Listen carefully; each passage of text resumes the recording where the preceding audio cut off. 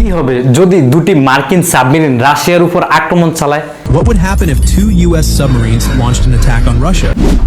আচ্ছা, রাশিয়ার কাছে যে সাবমেরিনগুলো রাখা আছে সেগুলো ওহাইও শ্রেণীর সাবমেরিন এবং প্রতিটিতে 24টি পর্যন্ত টাইডেন্ট 2 পারমাণবিক ক্ষেপণাস্ত্র রয়েছে।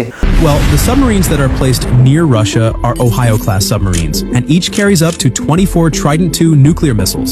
প্রতিটি ক্ষেপণাস্ত্র 14টি পর্যন্ত ওয়ারহেড বহন করতে পারে, যার প্রতিটি একটি গোটা শহরকে মাটির সাথে মিশিয়ে দেওয়ার জন্য যথেষ্ট শক্তিশালী। And each missile can deliver up to 14 warheads, each strong enough to flatten an entire city. এর মানে হলো দুটি সাবমেরিন কয়েক মিনিটের মধ্যে রাশিয়ার উপর প্রায় 200টি পারমাণবিক ওয়ারহেড বর্ষণ করতে পারে রাশিয়া কোনো কিছু ভাবার সময় পাওয়ার আগে। That means two subs could rain down nearly 200 nuclear warheads on Russia in minutes before Russia even has time to think. কিন্তু রাশিয়া সেই মুহূর্তের জন্য অপেক্ষা করবে না, তাদের আগাম সতর্কীকরণ ব্যবস্থা একটি ব্যাপক উৎক্ষেপণ শনাক্ত করবে। But Russia wouldn't wait. The moment their early warning systems detect a massive launch, তারা ধরে নেবে যে এটি তৃতীয় বিশ্বযুদ্ধের সূচনা, অবিলম্বে একটি প্রতিশোধমূলক হামলা চালাবে। they'd assume this is the beginning of World War III and launch a retaliatory strike immediately.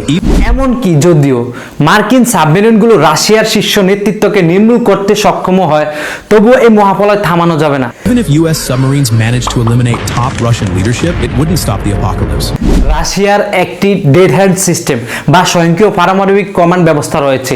যদি নেতৃত্ব নিচ্ছিন্ন হয়ে যায় তবে এটি স্বয়ংক্রিয়ভাবে ক্ষেপণাস্ত্র নিক্ষেপ করবে। Russia has a dead hand system, an automated nuclear command. If leadership is wiped out, it launches missiles automatically. কোনো মানবিক সিদ্ধান্তের প্রয়োজন নেই। এখানে এই বিষয়টি ভয়ঙ্কর হয়ে ওঠে।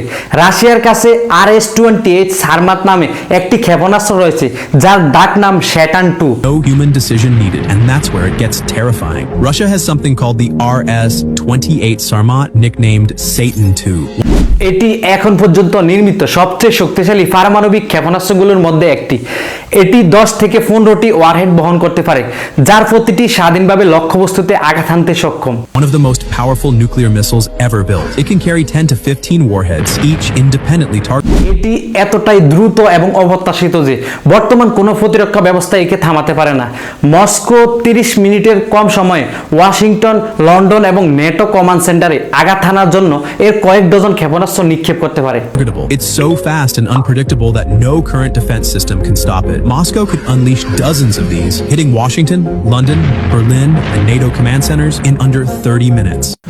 বন্ধুরা, আপনারা যারা আমার চ্যানেলে নতুন দর্শক রয়েছেন অবশ্যই আমার চ্যানেলটি সাবস্ক্রাইব করবেন এবং এরকম নিত্য নতুন রহস্যজনক এবং ঐতিহাসিক ঘটনাবলী জানতে আপনারা আমার চ্যানেলের পাশে থাকা বেল আইকনটি প্রেস করে দিবেন।